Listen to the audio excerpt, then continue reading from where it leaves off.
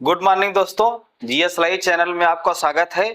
आइए एक नए सेशन की शुरुआत करते हैं और चैप्टर वाइज आपको प्रैक्टिस कराते हैं सभी चैप्टरों का, जो यानी कि यूपीपी यूपीएसआई में पूछे गए हैं। और साथ ही साथ डी ग्रुप की भी चैप्टर वाइज कंबाइंड प्रैक्टिस चलेगी, यानी कि यूपीएसआई यूपीपी और ग्रुप डी की कंबाइंड प्रैक्टिस होने वाली है चैप्टर वाइज। और बहुत अच्छे अच्छे सवाल आपके सामने मिलेंगे और ज्यादातर सवाल यहाँ पर एसआई के होंगे और एसआई यूपी पुलिस के, यानी कि आपके यूपी पुलिस एसआई के ही सवाल हैं, लेकिन यह है कि एक बढ़िया सीक्वेंस में रखे गए हैं और सभी सवाल आप देखेंगे तो आपके लिए बहुत फायदेमंद होगा। आप और भी कोई वनडे एग्जाम की तैयारी करते हैं तो देख सकते हैं, कोई दिक्कत नहीं है। और चैप्टर वाइज पूरा हर टाइप के सवाल को कवर करने की कोशिश की गई है। आइए सवाल की तरफ आगे बढ़ते हैं।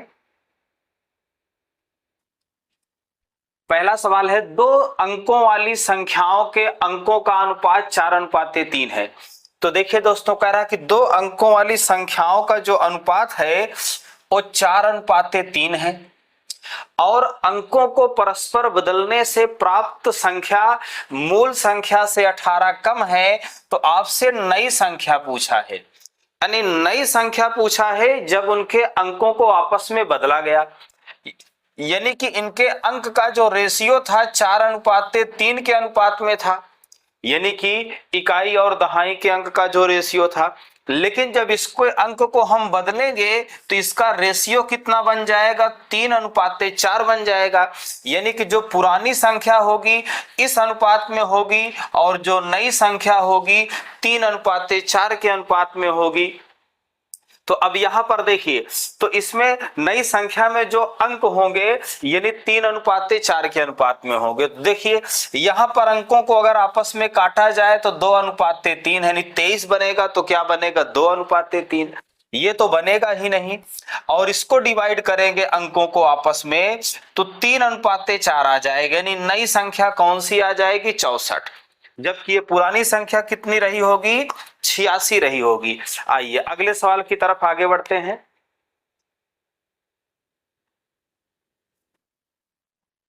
दो अंकों की संख्याओं के अंकों का अनुपात क्या है, 2:5 है।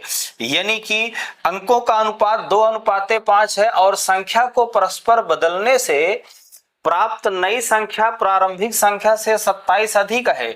तो नई संख्या पूछा है, यानी कि आप देखिए 27 अधिक है, इसकी भी जरूरत पड़ सकती है, लेकिन अभी जरूरत नहीं पड़ रही है तो हम डायरेक्ट ही कर लेते हैं।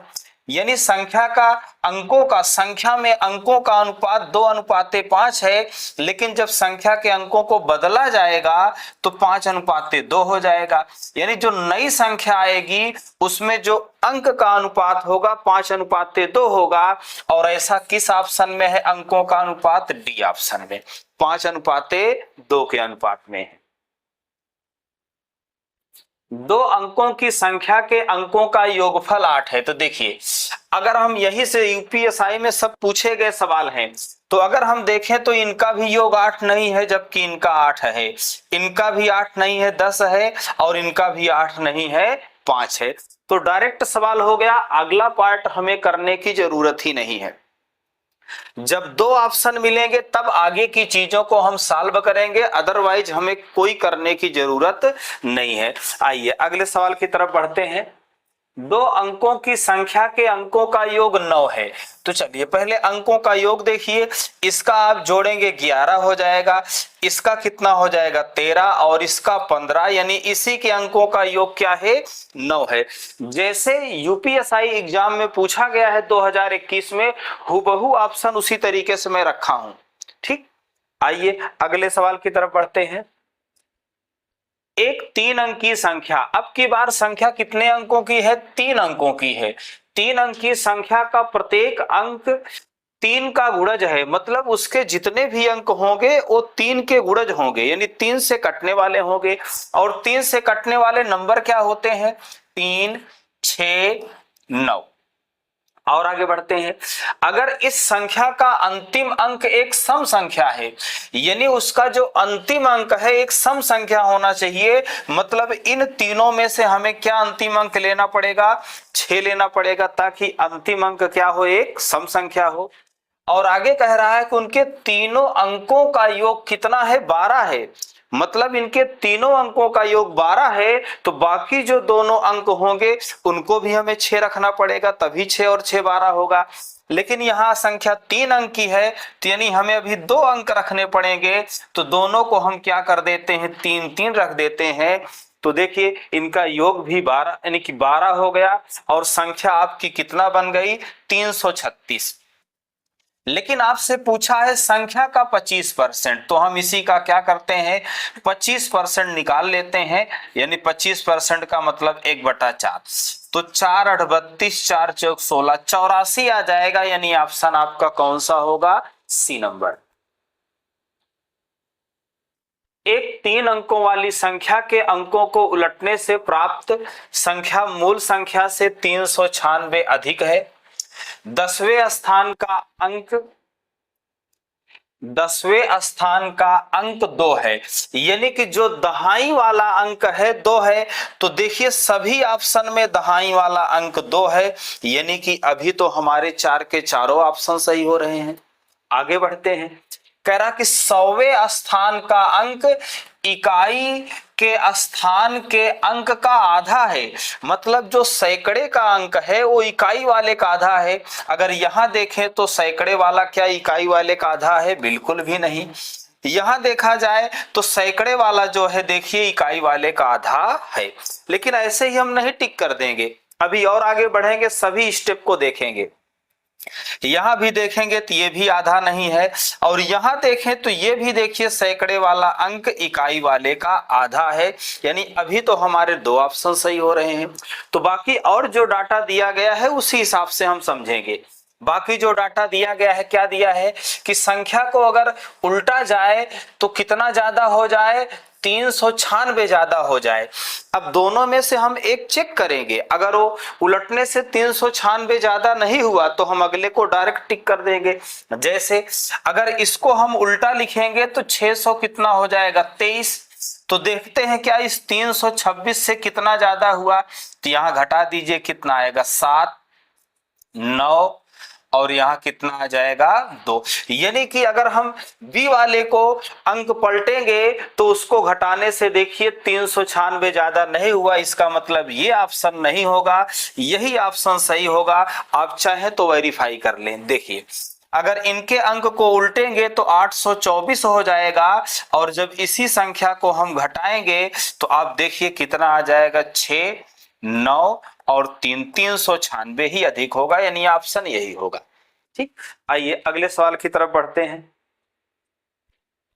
1540 के गुणनखंडों की संख्या ज्ञात कीजिए। तो चलिए गुणनखंडों की संख्या कैसे ज्ञात करना है, आप इसको पहले तोड़ लीजिए। 1540 के गुणनखंड बताने हैं, तो चलिए 2 से डिवाइड करते हैं, 2 7 14, 2 7 14, 2 से फिर डिवाइड करते हैं, 2 3 6, 2 8 16, 2 5 6 10, 5 से डिवाइड करते हैं, 5 7 35, 5 7 35, 7 से 11 और 11 से ये आ गया, कट गया।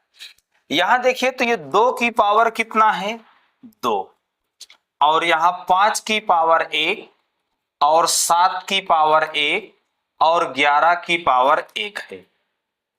अब दोस्तों यहां आपसे अगर कुल गुणनखंड पूछता है, क्या करता है, कुल गुणनखंड पूछता है, तो यानी गुणनखंड का मतलब कुल गुणनखंड ही होता है। तो घात में एक एक बढ़ा के गुणा कर लेंगे। इसमें एक बढ़ाइए 3 आया, इसमें एक बढ़ाइए 2 आया, इसमें एक बढ़ाइए 2 आया, इसमें भी एक बढ़ाइए 2 आया। इसका गुणा कर लेते हैं, कितना आ जाएगा, 24 आ जाएगा। यानी आपका ऑप्शन कौन सा हो जाएगा, डी नंबर। यानी कि इनके कुल गुणनखंड कितने हैं, 24 हैं। जबकि यही आपसे अगर अभाज्य गुणनखंड पूछा होता तो पावर को हम डायरेक्ट जोड़ लेते और कितना आ जाता, 5 आ जाता। 250 के कितने विभाजक हैं, तो कितने विभाजक है पूछे या कितने गुणनखंड है पूछे, दोनों एक ही चीज है। तो यहां चलिए 250 को डिवाइड कर लीजिए, 2 से डिवाइड करेंगे तो 125 आ जाएगा, 5 से डिवाइड करेंगे 25, और फिर 5 से डिवाइड करेंगे तो 5, और फिर एक बार 5 से डिवाइड होगा। यानी इसको हम लिख सकते हैं 2 की पावर 1 गुणे 5 की पावर 3। अब आपसे कुल कितने गुणनखंड होंगे, यानी कुल गुणनखंड ही आपसे पूछा गया है। तो यहां पर देखिए पावर में 1 बढ़ाइए 2, यहां 1 बढ़ाइए 4, यानी गुणा कर लीजिए 8, यानी ऑप्शन कौन सा होगा, ए नंबर। आइए अगला सवाल देखते हैं।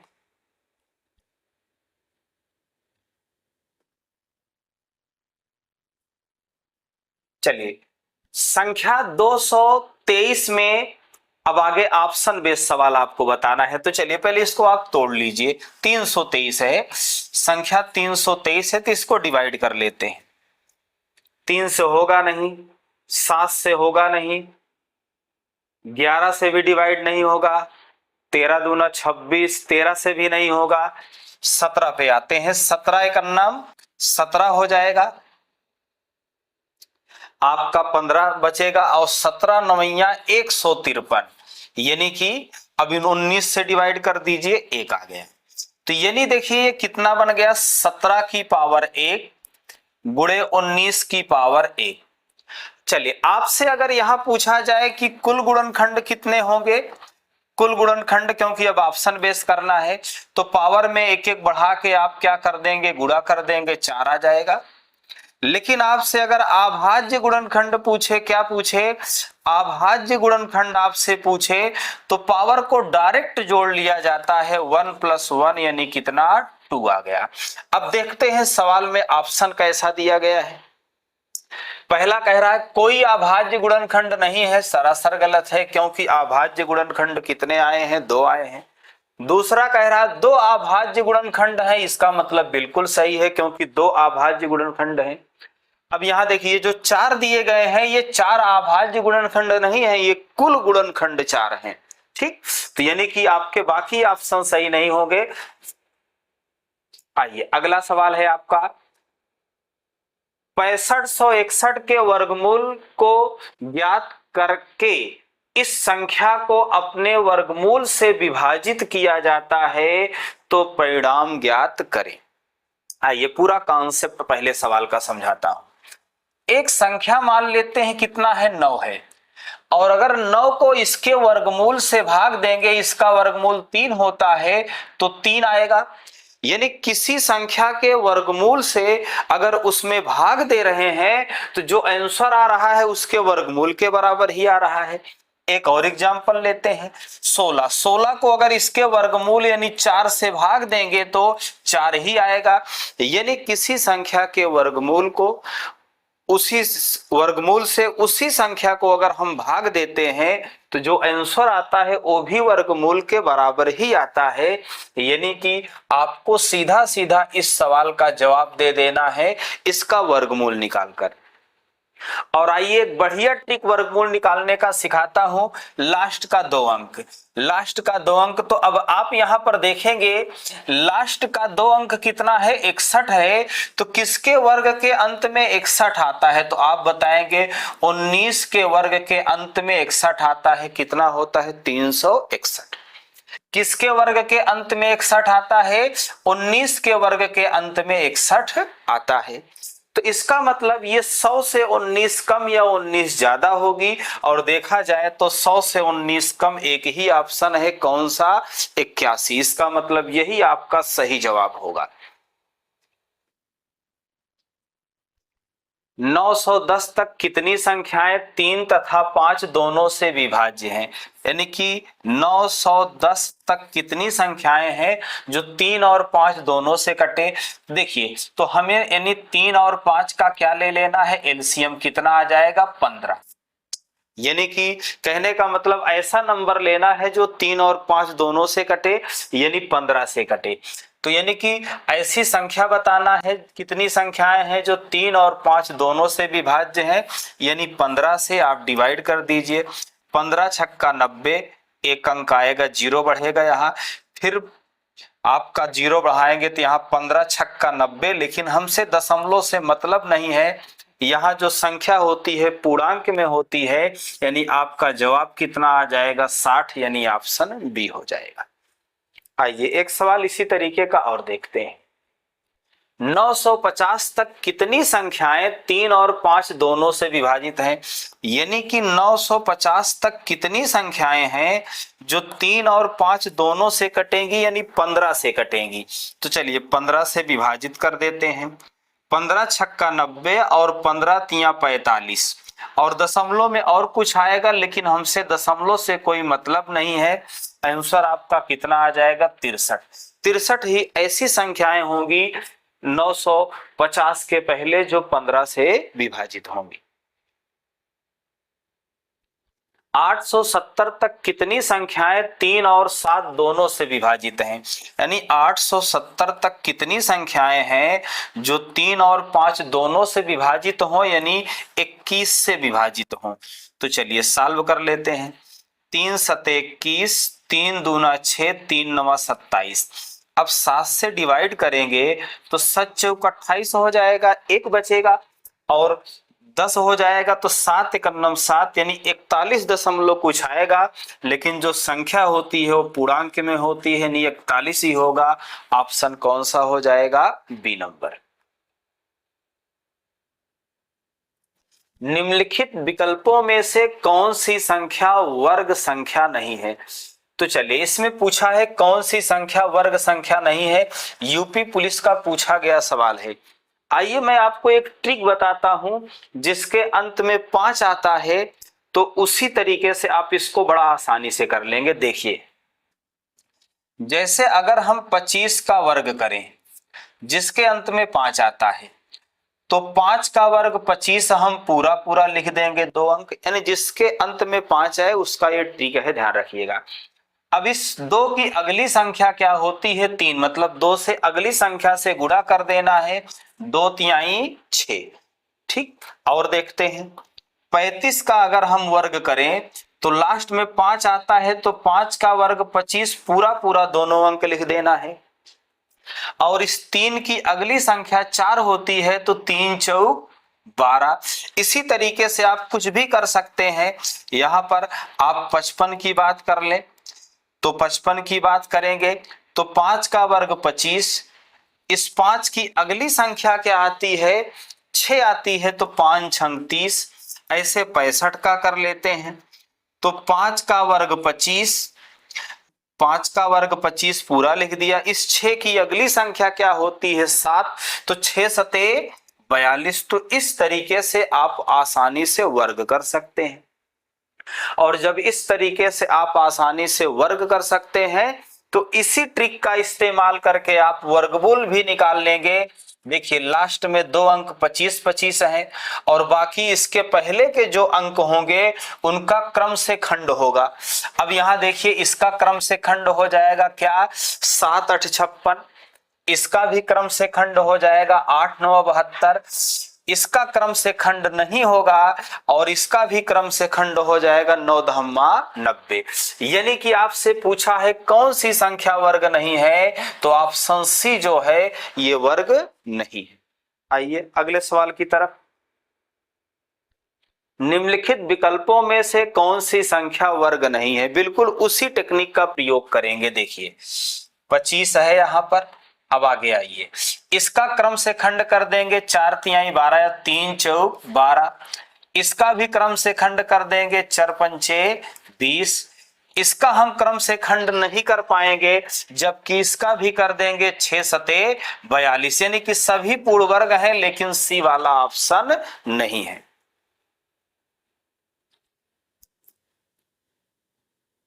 52,900 में गुणनखंडों की संख्या ज्ञात कीजिए। इसके कुल गुणनखंडों की संख्या पूछा गया है। चलिए सॉल्व करते हैं। 52,900 आप इसको डिवाइड करेंगे तो यहां देखिए पहले ये जो 529 है 23 का वर्ग है, तो आप डायरेक्ट अगर यहां देखें तो ये 23 से डिवाइड करोगे इसको तो ये 23 आएगा, 2 0, और फिर एक बार और 23 से करोगे तो यहां 100 आ जाएगा, क्योंकि ये 23 का वर्ग था, 23 गुणे 23 था। 100 को डिवाइड कर लेते हैं, 2 से करेंगे 50 आएगा, फिर 2 से करेंगे 25 आएगा, 5 से कर देते हैं और 5 से करेंगे यहां 1 आ जाएगा। यानी 23 की पावर कितना आ गया? 2 आ गया। और 2 की पावर भी 2 और 5 की पावर भी 2 आ गया। तो आपसे कुल गुणनखंड अगर पूछे, क्या कुल गुणनखंड या गुणनखंड, गुणनखंड का मतलब ही होता है कुल गुणनखंड, तो पावर में एक एक बढ़ाइए और गुणा कर लीजिए। यहां पर देखिए कितनी पावर है 2, तो एक बढ़ाइए 3, एक बढ़ाइए 3, एक बढ़ाइए 3, कितना आ जाएगा 27 आ जाएगा। यानी ऑप्शन कौन सा हो जाएगा, बी नंबर। आइए अगले सवाल की तरफ बढ़ते हैं। निम्न में से कौन सी संख्या अभाज्य नहीं है, यानी कि आप यहां देखिएगा, कह रहा कौन सी संख्या अभाज्य नहीं है, यानी संख्या अभाज्य नहीं है, इसका मतलब भाज्य है। यानी अभाज्य ना हो, इसका मतलब फिर क्या हो, भाज्य हो। तो कौन सी संख्या भाज्य है, यही आपको चेक करना है। तो चलिए शुरुआत करते हैं। अब थोड़ा सा मेहनत करनी पड़ेगी। पहले 1000 को चेक करते हैं, 1001 को चेक करते हैं। 3 से तो कटेगा नहीं। अब 7 से देखते हैं, यहां पर 7 एकन्नम 7, 7 से कट जा रहा है। देखिए 7 से आसानी से कट जा रहा, 7 एकन्नम 7, 3 बचा, 7 चौक 28, 2 बचा, 7 त्रिक 21, यानी 7 से कट गया। इसका मतलब पहली ही संख्या जो है ये भाज्य है, क्योंकि अभाज्य नहीं, इसका मतलब भाज्य है। तो जो भाज्य थी यानी अभाज्य नहीं थी, वही हमें बताना था। आइए अगले सवाल की तरफ बढ़ते हैं। 18 निम्न में से कौन, नहीं, निम्नलिखित में से कौन सा विकल्प भाज्य है। भाज्य मतलब वो किसी ना किसी से कटेगा, ये पहला ही ऑप्शन हो गया, पहला ही ऑप्शन हो गया। आप देखिए अगर 19 का पहाड़ा पढ़े तो 19 सत्ते कितना होता है, 133 होता है। कितना, 133। देखिए 7 9 63 हो गया, और 7 एकन्नम 7, 7 6 13। तो 19 का पहाड़ा पढ़ लीजिए। देखिए तो पहला ही नंबर जो है क्या है, भाज्य है। निम्नलिखित संख्याओं में से कौन सी संख्या रूढ़ संख्या है। रूढ़ संख्या का मतलब होता है अभाज्य संख्या कौन सी है। तो कौन सी संख्या अभाज्य संख्या है, देखिए ये 3 से कटेगी नहीं है, ये भी 3 से कटेगी, ये भी 3 से। तो पहला ही ऑप्शन क्या है आपका, अभाज्य संख्या है, यानी रूढ़ संख्या है। निम्नलिखित युग्मों में से कौन सा सहअभाज्य है। कौन सा पूछा गया, सहअभाज्य है। और सहअभाज्य क्या होता है, जैसे कोई भी नंबर हो हमारे पास, कैसे भी हो, जैसे 7 हो गया और 11 हो गया, अगर ये आपस में एक दूसरे से नहीं कटते तो ये क्या है, सहअभाज्य है। ऐसे एक नंबर लेते हैं, 4 लेते हैं और 9 लेते हैं। देखो नंबर कैसे भी हो, अभाज्य हो चाहे भाज्य हो, बट आपस में कटने नहीं चाहिए। तो ये भी सहअभाज्य है और ये भी सहअभाज्य है, क्योंकि ये आपस में नहीं कट रहे हैं। ठीक, तो इसी तरीके से आपको बताना है कौन सा सहअभाज्य है। तो ये देखिए आपस में 2 से कट जाएगा, और इसको डिवाइड करेंगे तो ये आपस में 23 से कटेगा। 23 का 4 बार गुणा करेंगे तो ये कितनी बार आए, 4 बार। ये 23 चौका कितना, 92 होगा।